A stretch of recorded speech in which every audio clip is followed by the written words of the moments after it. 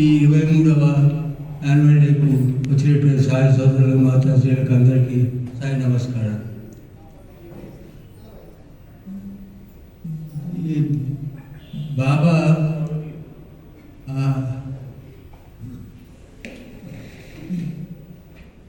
10 సంవత్సరాలు దాదాపుగా సేవా సమితి తరపు నుంచి సేవకు వెళ్ళడం జరిగింది. అందులో భాగంగా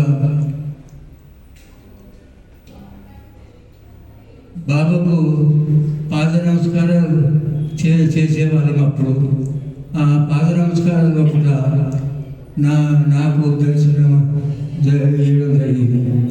నేను ఈ మందిరం యొక్క జ్ఞాన కేంద్రం యొక్క నిర్మాణం గురించి లెటర్ ఇవ్వడం జరిగింది. ఆ పాద నమస్కారంలో చాలా సంతోషం అని తెలియజేసినారు.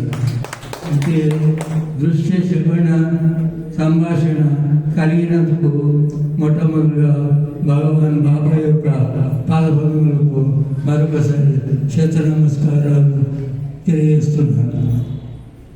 ఇది చాలా సంతోషమని, ఇంత మొదలు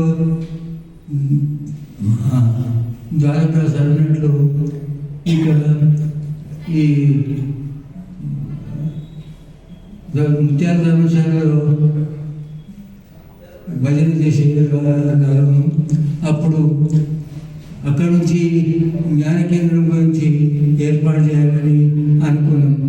అయితే అప్పుడు పరీక్షలకు వెళ్తే మనకు పైసలు లేవు. అయితే ద్వారకా సార్ నా యొక్క కంబైన్డ్ లోపల